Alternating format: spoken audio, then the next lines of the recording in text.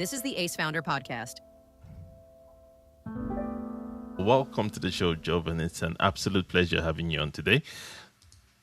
Javi, nice to meet you and pleasure to share my journey and insights with your audience. Yeah, I'm actually excited about this because you're like a repeat guest. You've come on the show before, and at that time you had more of a marketing agency. I think it's Bounty Hunter. I think you were doing more paid ad or paid acquisition at that stage.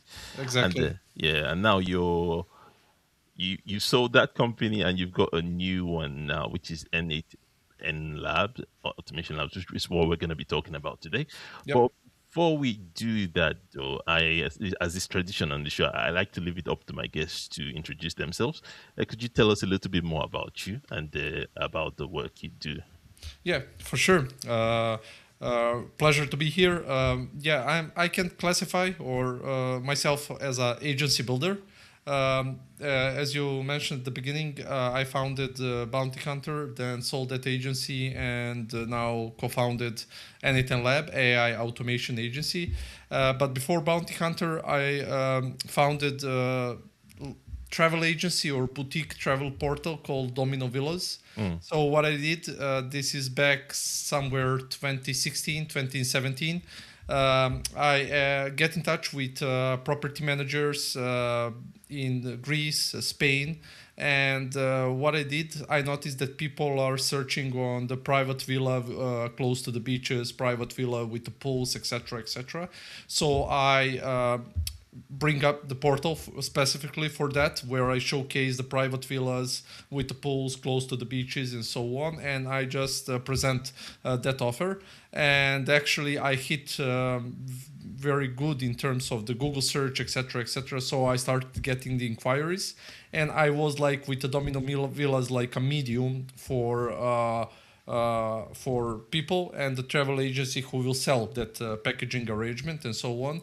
And I created a partnership on the one side with property managers on the destination and inbound travel agencies here in Serbia. And every time I got an inquiry, I transferred that inquiry to the travel agency. Travel agency sell that package, and I get the commission.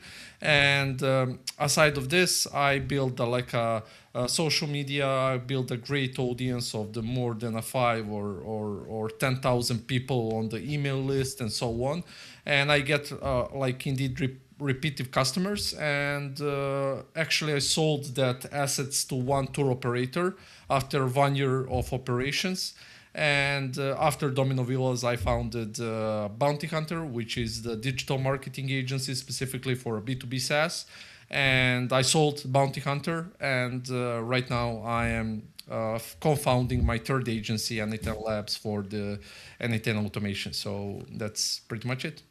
That is so cool, man. Like you're a real, like you said, agency builder, which is like a proper entrepreneur. And that's kind of like what we like to have on this show, like real entrepreneurship and telling the stories about, their journey and stuff like that. In terms of Bounty Hunter, was there any particular reason why you decided to sell that, or okay? Sorry. Yeah, I will be completely honest and transparent. This is how I look at selling the business. I think you need to feel momentum, where the momentum is right for selling the business. So I look at metrics at my agency. I looked at the demand, and indeed, I will be completely transparent. I've been having the best transactional data. That means my transactional data from Bounty Hunter starts from 2021, 2022, and at the end of the 2023, I listed my agency for sale, and deal was closed in the first half of the 2024.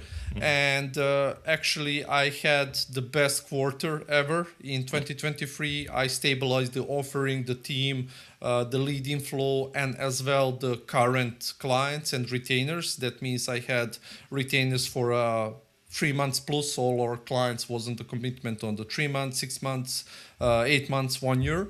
and that was a good, let's say, the asset, but also the business metrics to offer to someone to sell. And actually, when I listed my agency for sale, I didn't expect that response. Like I've been wow, like people are started responding. I was getting on the constant back to back calls about with the potential buyers and so on, and I pick maybe a unusual path. So one of the first prospective buyers I spoke with, I stick to them like right away, maybe after a couple of weeks or 1 month, and I didn't went into the any other serious conversation about the selling the agency, and that showed me like a right decision, because I stick to one buyer. Really, we had a lot of iterations via emails, meetings with their team, and so on. And that takes around couple of months, in terms of the like a negotiation, creating a perfect timing, and so on. And after a couple of months, I officially sold and exited the agency, and I stayed 1 year in that merger. That means after selling the company, I didn't like exit, or I stayed in that merger for 1 year as a to making this transition to the other agency very smooth, and as well as a vertical leader inside that agency. So pretty much this is the journey with the bounty hunter. Very cool, very very cool. And obviously, you had the experience selling your first business, and then the second one, and so maybe that wasn't as daunting. Because Yeah. I'm thinking, if I was gonna sell my business now, I don't know how. I have no idea where to start, or Yeah. what that process would look like. Very interesting, very very Yeah. interesting. Believe Yeah, me, selling the business is like that period for me, yeah. because I needed to manage my current business and also to work on the structuring this deal and making this transition smooth. And believe me, right now I I wasn't aware that I have that capability, and I think everyone has that capability, just if they are focused on the end result and on the goal. Because the work you do as a solo founder into the managing the business or agency and selling it is like a massive. So it's a great journey for sure. I can imagine. I can imagine. Really awesome. So is that your business model now? You build business or build agency, like you said, agency builders, build them to sell, or is this which we're going to talk about Yeah. N8N? Is Yeah. that yeah?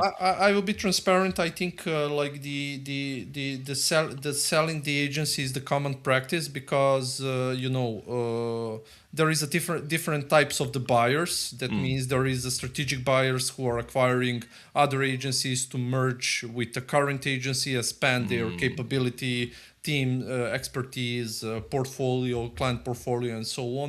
There is buyers who wants to like.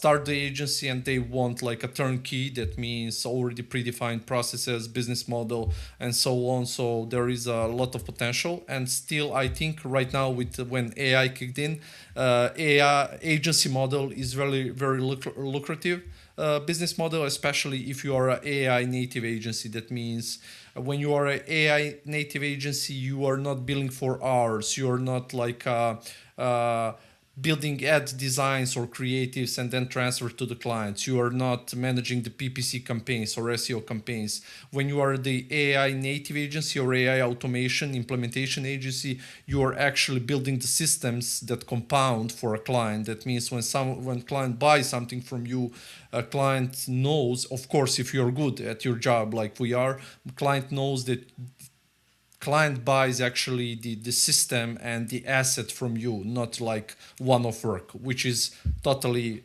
different thing with an AI. And I think this is the great leverage right now to build AI systems, AI agents, and just help other companies operate better and be more scalable with the systems you are building. And this is what we are doing at N8N Lab. Makes so much sense. Perfect timing too. Like everybody's kind of like trying to figure out this whole AI thing. So you Yeah. guys are at the right time. Before we dive into N8N, now I just want something that came to my mind. How Mhm. do you come to, in terms of valuation now? How do you come to a number that you're happy with? Especially, let's just say you're making you're generating $1 million in Yep. revenue. How do you, what was somebody gonna pay you that you'd be like, you know what? Yeah, I'll let go of this now. How did that? Yeah. How do you get to that number?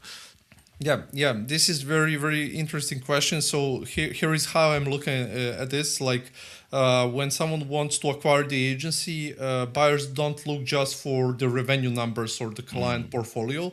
They are as well looking at your team capability, which is like a very important part and still and always will be very important part, even with an AI. You know, mm, people will always look like for the team,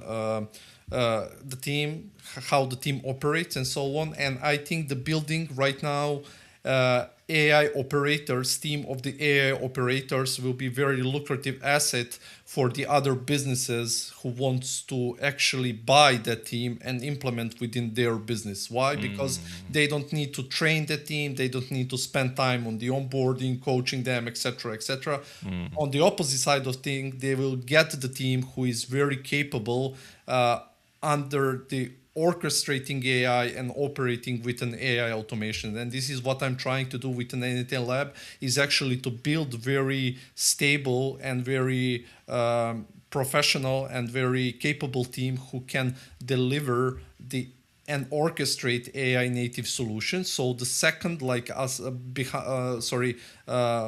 along with the client base and the revenue that are coming from the clients, also buyers are looking for the team. They are looking for the other assets that you have within the company. For example, we have the website that we are ranking on the LLMs, Google mm, search, and so on. So we are getting the traffic and leads and the customers, potential customers from them, and also we are using this to build a better brand. So this, mm, we can say that buyers are looking also for the other brand assets, such as like your what is your brand equity, visibility on the website, on the social media, etc., mm, etc. How people perceives your brand in overall, and they are looking also on the internal assets that you have, such as some specific frameworks or technology that you are developing that helps you with an operations and so on. And this is also what we are working in N8N Lab. We are building our AI operation assets that can that other companies can use if they buy this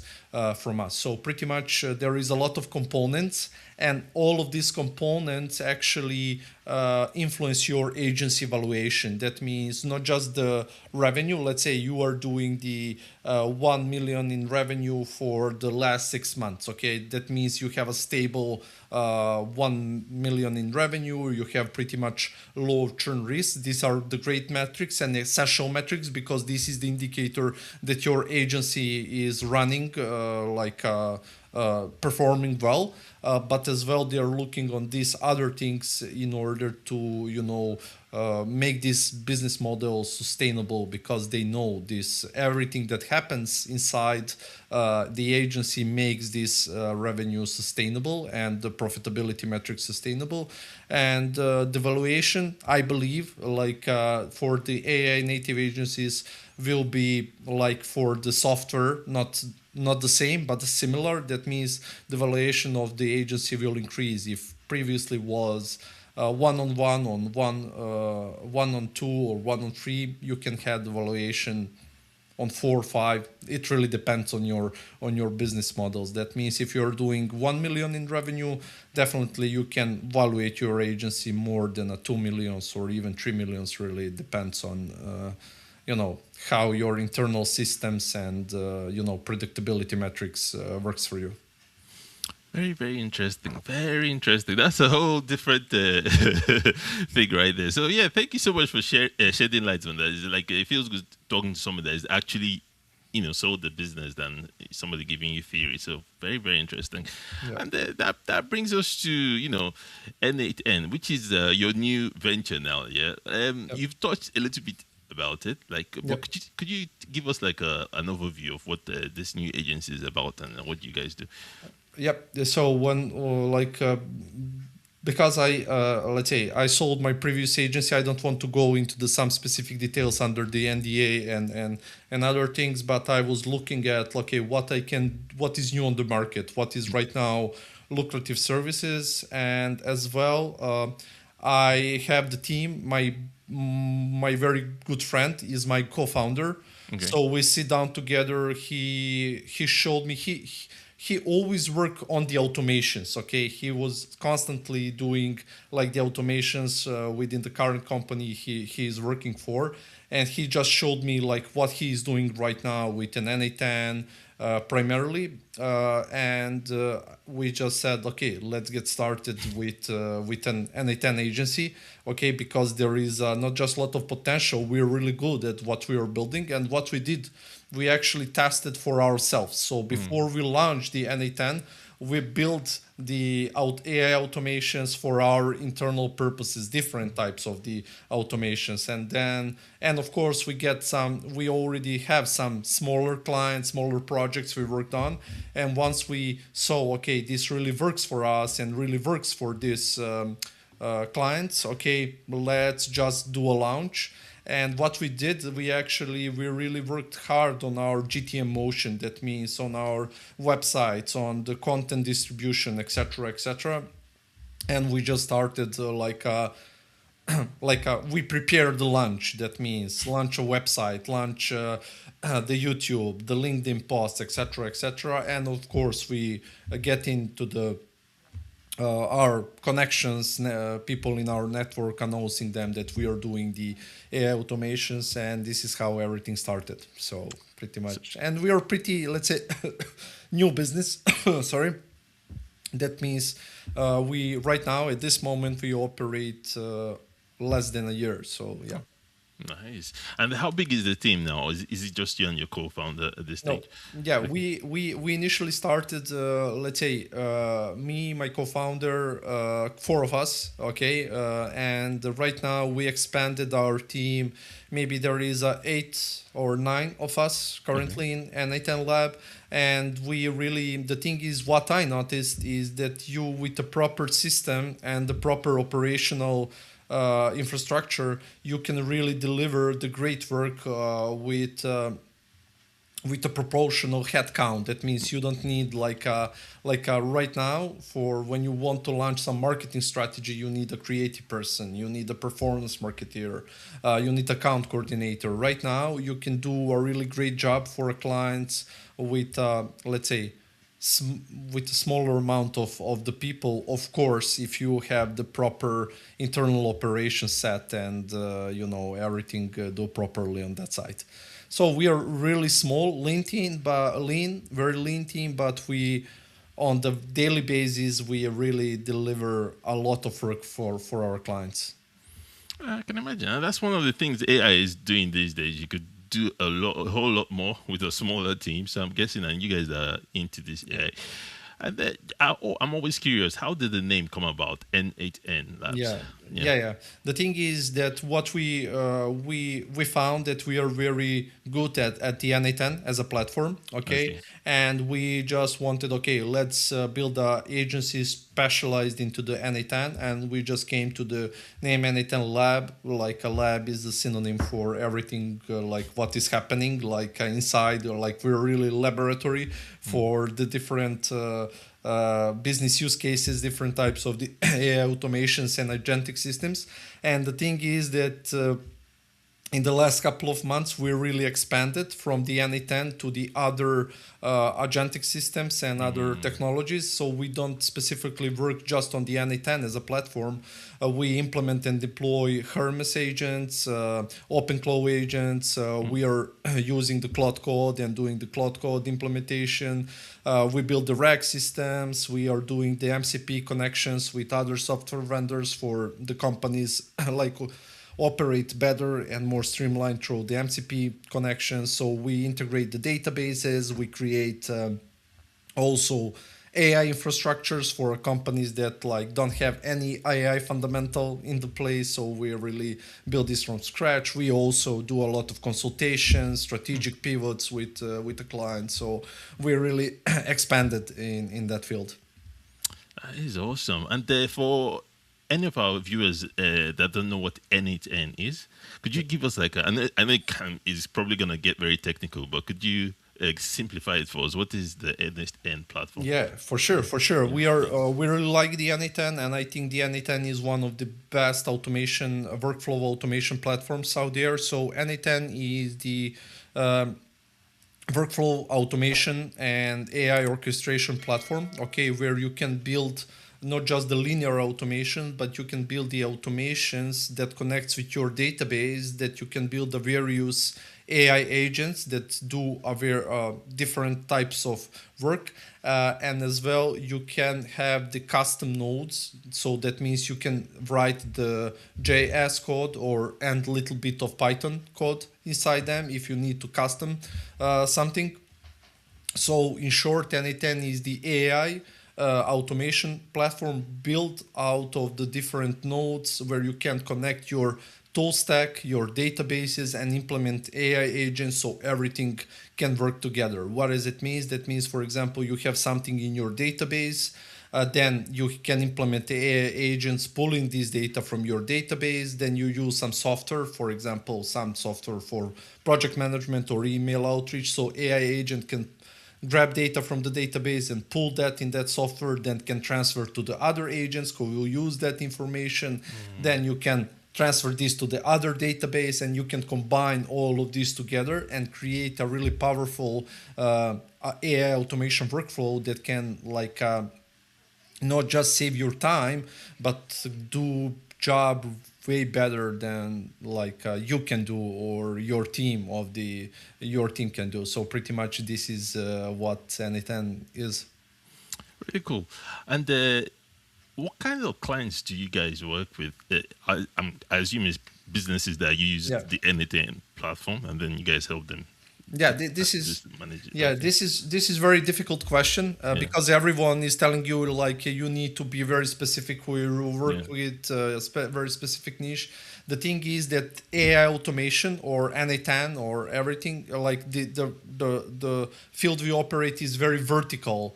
What does it mean? That means for example, we have the accounting firm as a client, we have a law firm, and we have a company who is the very big online marketplace, and we have the SaaS company. The thing is that with an AI automation, you can do almost everything for every type of work and for every type of the company, which leads you to be and that way it's very hard to pick your ICP because your capabilities are endless, or but what we found that we are very strong into the providing AI automation systems and agentic systems for the professional services businesses into the professional services, tech companies, e-commerce, and D2C real estate businesses. So we have a couple of industries we are working with, and we see a really strong potential there. And as well, when it comes to the type of work, we classify this into the four tiers or four pillars. However, one is this marketing operations, everything that falls into the marketing ops, such as content operations, ad creative operations, and so on. There is the sales operations, everything that comes into the everything to the sales ops, CRM, hygiene management, lead qualification, voice agents, and so on. We really do a lot of the voice agents. And the third one is the internal business ops, everything which is admin, like HR admin, or I don't know, financial reports, etc. So pretty much this is where we see the best fit for the AI automations. Makes a lot of sense. And for still a new company, you've got sounds like some really big, especially some difficult niches to get customers in. I'm curious, how did you get your first customers, or what was your most effective Yeah. strategy? Yeah, the thing is, like I'm the marketeer by the nature, Okay. so I'm like, and what our first customers, believe me or not, came through our website. That means Wow. somewhere in we launched officially N8N Lab in October last year, and our first customers came in November. So that Hmm. means starting November, December, January, February, we really get a lot of the lead inflow, and this is happening right now as well. And believe me or not, the first clients didn't came through our personal network or referral network. It came through like our website. People found us online, Interesting. probably via LLMs. Typed for Search. the best AI or anything automation agency, and we just popped up for them. So wow, so there you go. For those people that are saying search is dead, there is your answer right there. Because a lot of people, there's a lot of the talk about the SEO not being as effective anymore, but the AI search is the new. I guess that's the new game now, and that's where you guys are playing now. Very Yeah, interesting. yeah. Very interesting. Oh, okay, that's really good because of when you once you can get past those first couple of customers, then you at least you have your validation now. You now Yeah. think you know that. Okay, Yeah, awesome. this is the only Yeah, indicator for every business yeah, is like not just the customers. Of yeah, course you can get the customers, but also the value you deliver to the customers, yeah. the feedback you get from the customers. We get all of these indicators, and after like a couple of months we was very clear, okay, this is where we will nail down all of our focus. Because I can share my personal like story when you like I sold my business and I literally needed to start everything from From scratch scratch. again. It's very hard. And in the last couple of in the first, like when I leave the merger, in the first couple of months, I take like a couple of months off, like totally like disconnected myself. And when I started again, I was like confused what to do. I had a lot of ideas. The idea is not a problem today, but the execution of the idea is very very very hard stuff. So, but to back to the story, not just when you the very important part of the validation is like a feedback that you are getting from the clients. We stick to this feedback, and it was very clear for us. Okay, let's go for this. Get a really good feeling. Really good feeling. Yeah. And yeah, and since launching N8N now, what would you say has been your biggest win? Yeah, I think the biggest win is the realization itself, okay, that you are going to build the AI automation agency. Mm, And the win came actually came before I launched it, like mm, just that realization. This is something new on the landscape, and I will build this. Was a very like keep me still today very excited mm, about, because I think the as I shared already, the best one of the best business models you can do right now is to develop the team who is capable to do AI implementations and AI agentic systems for the other companies, because everyone will need this, from the traditional companies to the professional services. And yeah, I would say this. And as well, for me, the team part is very important. When we are a small team, but everyone silently recognized, okay, this is where I will nail my focus. mm. And this was also a very big win, when without every speak or convincing anyone or doing any presentations, visions, or sharing the vision, everyone individually recognized, okay, this is what we will do together. Wow, everybody's just in sync like that. Yeah. That's really awesome. It must be something you guys are doing over there. Something, right? Leadership team is doing over there. What would you say is one thing that makes that happen? For the leadership, or Yeah, in terms of getting your team to be in sync like this, because of things could go very wrong team wise. But is there yeah. something in particular you're doing that? Yeah, i'm Yeah, i'm very focused. I'm very focused into the coordinating team, yeah. keeping myself first Okay. myself, and then team on the right track, and on the vision. in front of us, and this is very the hard thing, because people will tell you, and there is a lot of buzz around, like AI agents that manage XYZ, I am replaced my team and so on. This is just a slop, and this don't happen in the practice. I know we are the agency who build AI agents for ourselves and for our clients, and still my biggest right now focus and biggest challenge is getting the team together on the right direction and on the right path. So yeah, I would say like getting team work together and managing and orchestrating the AI agents together and AI automation is very important part, but as well all of these human skills like clarity on what we are doing, emotional stability, transparency, everything. This is not replaceable, and the more people work on themselves on these areas, the better life they will build, and the better businesses itself they will build. I agree. I think the more human side of things is gonna be the big differentiator, because AI can do every other thing else. It can't do the stuff that is human yet, but maybe eventually we'll get there. But yeah, interesting. So on the flip side, then, what would you say has been your biggest challenge, especially building this new agency? I'm sure you've come into one or two challenges.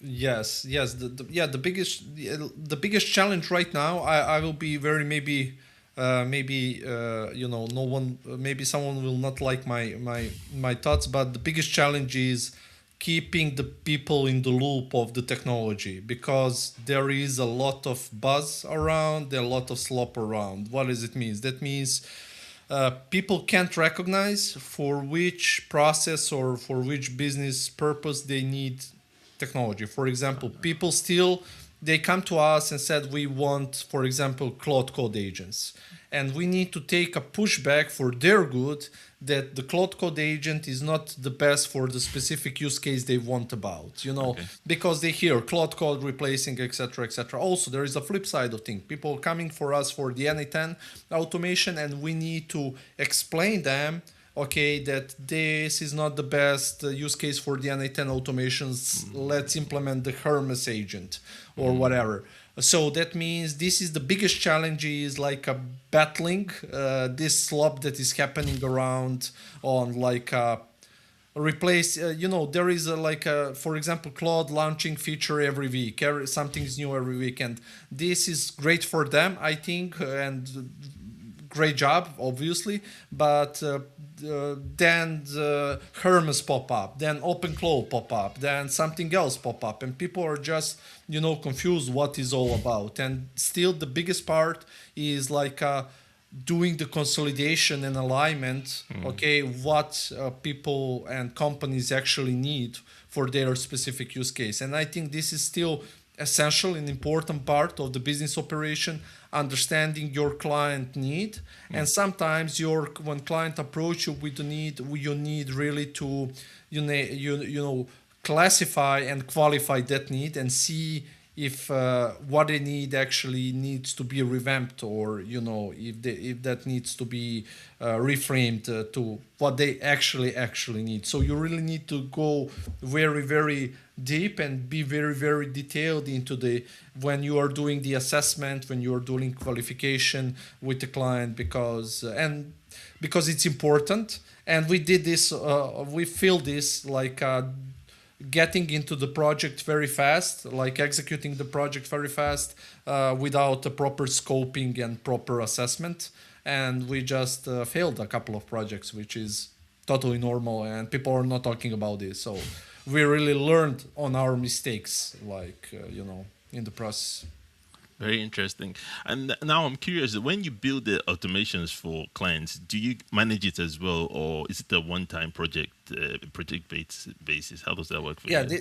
this is very important part, as I mentioned, on our like a scoping and assessment. So your goal into the scoping and assessment is to be very transparent on the different areas. So the timelines, the technology that you will use, the cost. Of course, everyone knows the cost, but also what is the cost of the maintenance, how much maintenance they will need, how much support they will need after automation is launched, whether this automation is scalable or not, how you to which level this automation is scalable, what happens if the process change, how this for example, if you work with a company with a multiple department and you build this automation into the one department, how this will influence the workflow of the other persons within department. There is a lot of dots and a lot of different things that you need to to bring up together before you even start building the automation. So I'm not building automations. I'm doing this part like a scoping and doing the assessment. But I think if you do the great job there, the like a building AI automation and execution of the AI automation is way easier and much easier for the people, for technical persons who are actually built, because we have the engineers in our team and they are like a software engineers, and some of our AI engineers have this software engineering capability, and they want to know all of these aspects, ins and outs, like what is data in, what is data out, how we process the data, what is happening if the process there somewhere else change, what is happening somewhere else. It is a lot of things that are that happens. This is not just the technical execution. It really goes really into the proper scoping. Really cool. I can see how that's because I never thought about it. Like when you automate something, how does it affect the other team that you normally work with? Man, geez, that must be a really big part, important part of the process. Very interesting. I would love to get your thoughts on this one, though. I've heard this saying that software is dead, and I've seen some people's making a case for it. But I would love to get your thoughts as someone who's building, you're on the AI side. So basically, what do you think? Is AI going to kill software, or is that even a thing to worry about? Okay.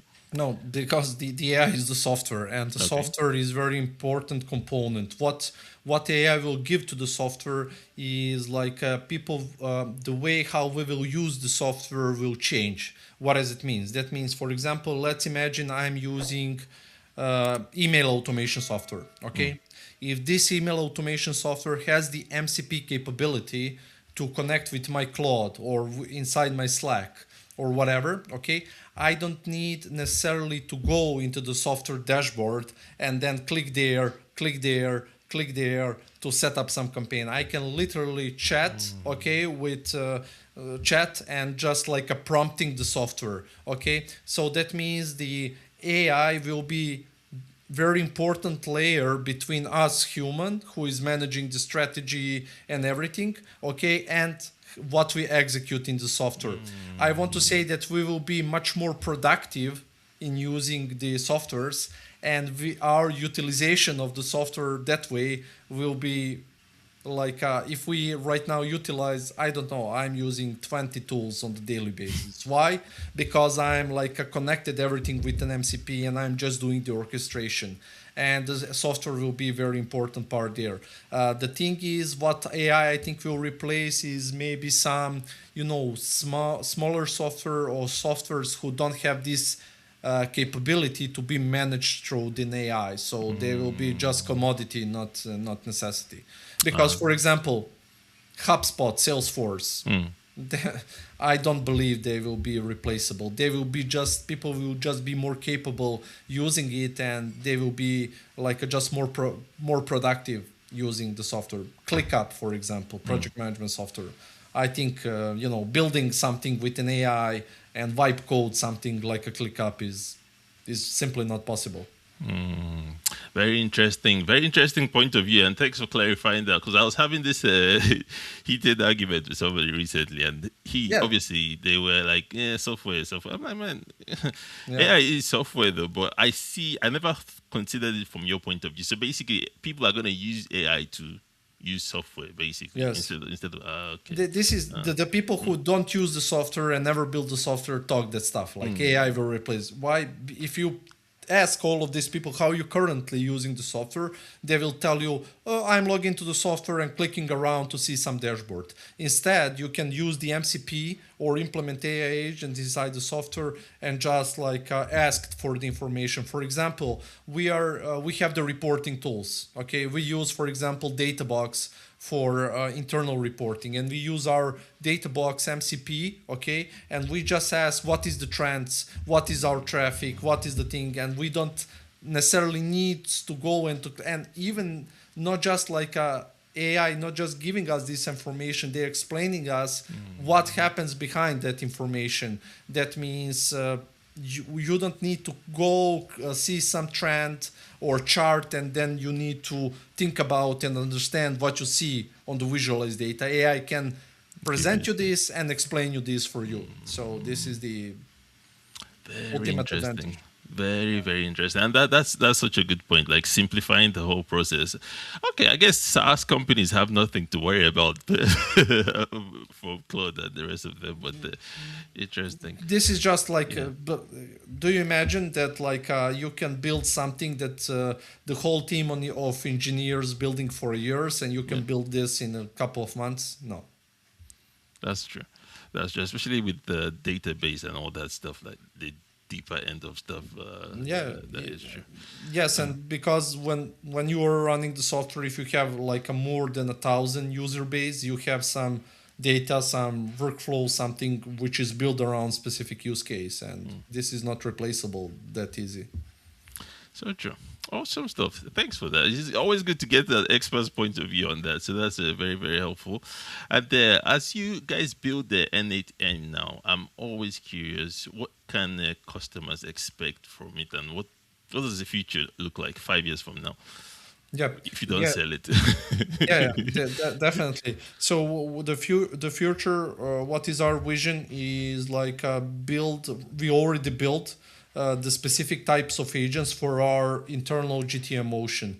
What does it mean? That means, for example, we have end-to-end blog writing agents. That means we are like right now we are just doing the content research and the briefing for the writing for those agents. So everything after they get this, everything goes manually publishing. Then we have the agents who are after blog is published. Okay, we have the agent who is looking our blogs 60 days ago or 90 days ago, and they are going and editing those blog articles, refreshing them, doing the interlinking, adding the images, etc., etc. Wow. So we have that processes, and as well on top of that we have the Hermes agent, okay, who is managing our website. So that means we don't have anyone, like we have one person who is just doing the website security. But when we want to do some change on our landing page, blog, website, whenever, we are not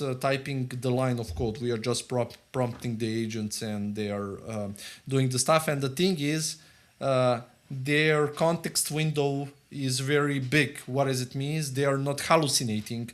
That means I'm literally giving them a freedom to write a copy or the headline. And believe me, in some special occasions, they are doing this better than me. So there is no like a process right now, like I need to create a task, that this task will go to the designer. Once designer finished, they will go to the copywriter. Once the copywriter finished, they will be assigned to the developer. You can imagine this like how how this works right now. You can, like as I said, with the proper, if you are creative enough and you build the proper operational infrastructure, I think you can do a really great job there.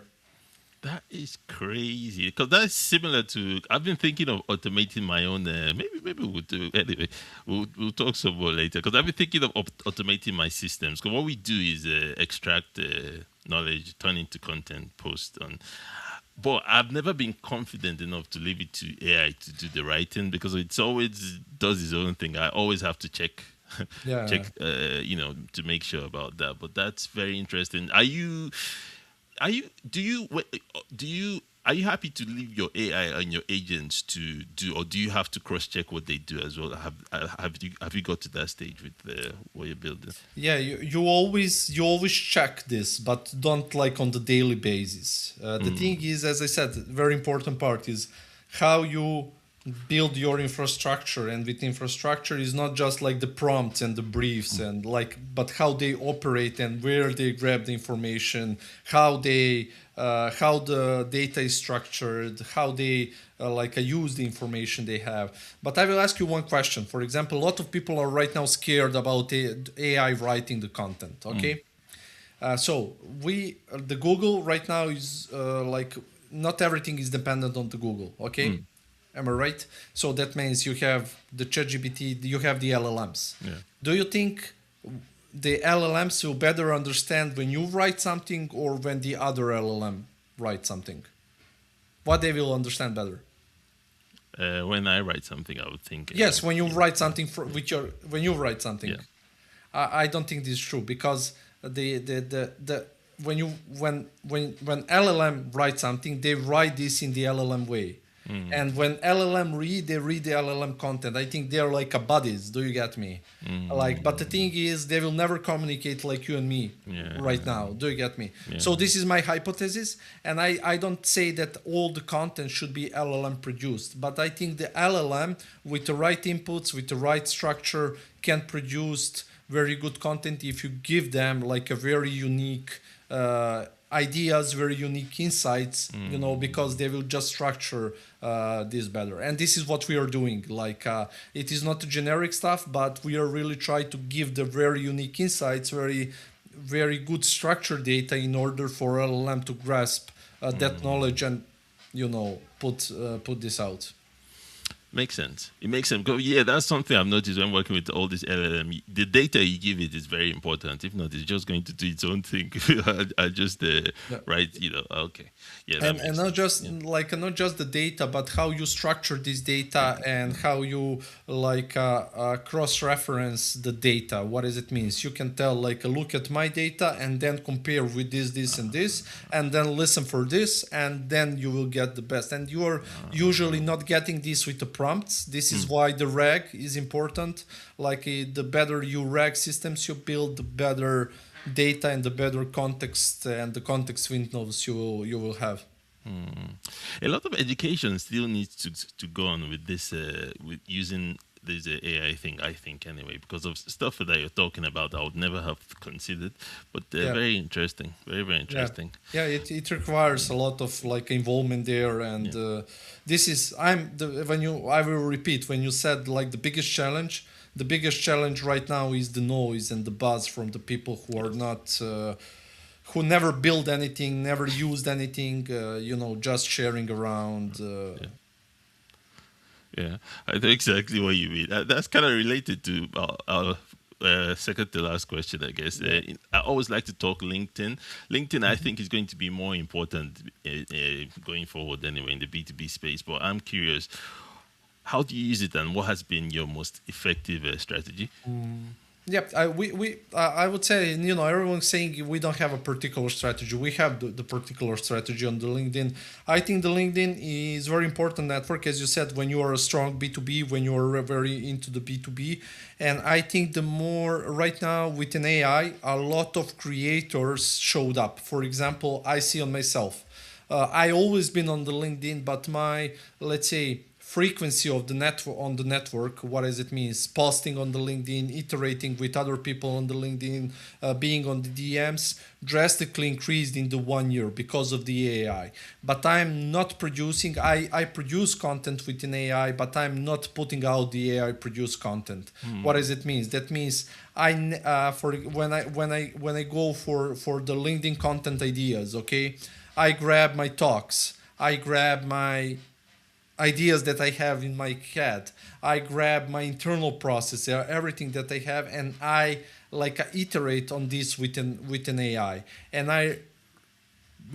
I'm personally involved into creating the content plan, okay?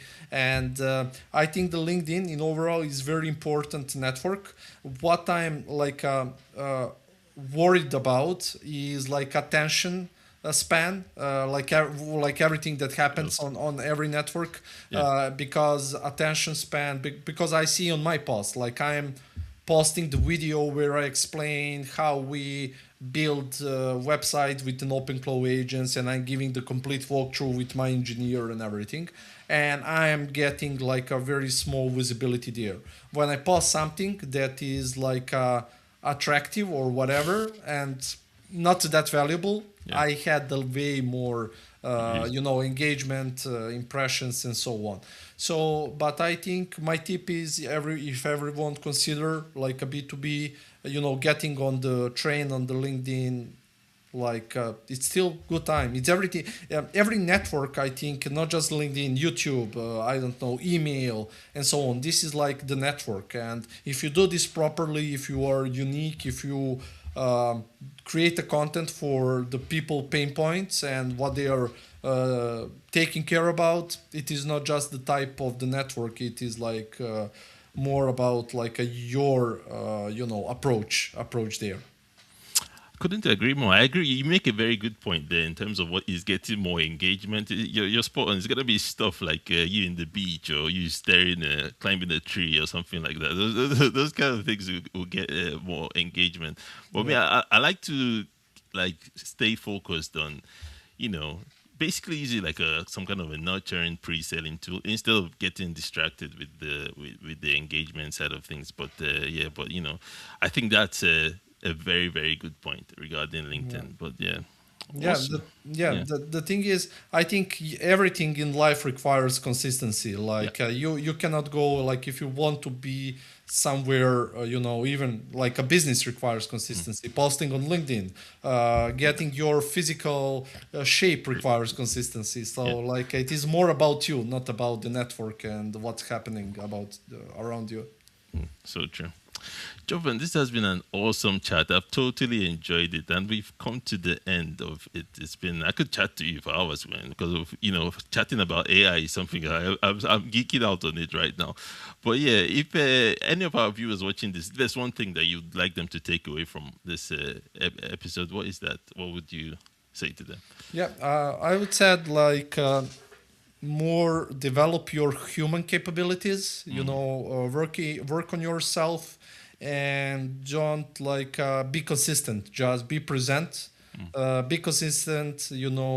And see how in this new shaped world you can fit in the best, because a lot of opportunities will arise. And the more you work on yourself and the more you are open-minded you will recognize these opportunities around you. And also the tip will be. If you can do something with an AI to help you, just go and do this. Don't be resilient to this new technology, because it is the technology of the future, and it will not replace us. It will, I think, hopefully, it will make us better. That's a great way to end. I find it interesting, though, that an AI guy is recommending you to be more human. So that is very, very interesting. So that a great way to wrap up. Where can our viewers go learn more about you and what you're building at N8N? Yeah. Thank you for having me. And it was my pleasure sharing my thoughts. And I hope your audience will find this useful and insightful. Yeah, you're on LinkedIn and the website. If you could share that with us, that would be awesome. Yeah, I will definitely share. If someone wants to learn more about me, like just type Jovan Miljevic on the LinkedIn and go for a domain N8NLab.io, and you will find us there, and you will see, a lot of, I believe, valuable stuff. And we're going to include all of that in the show notes. Once again, Jovan, thank you so much for coming on. It's been an absolute pleasure. Thank you, Xavi, and pleasure was mine as well.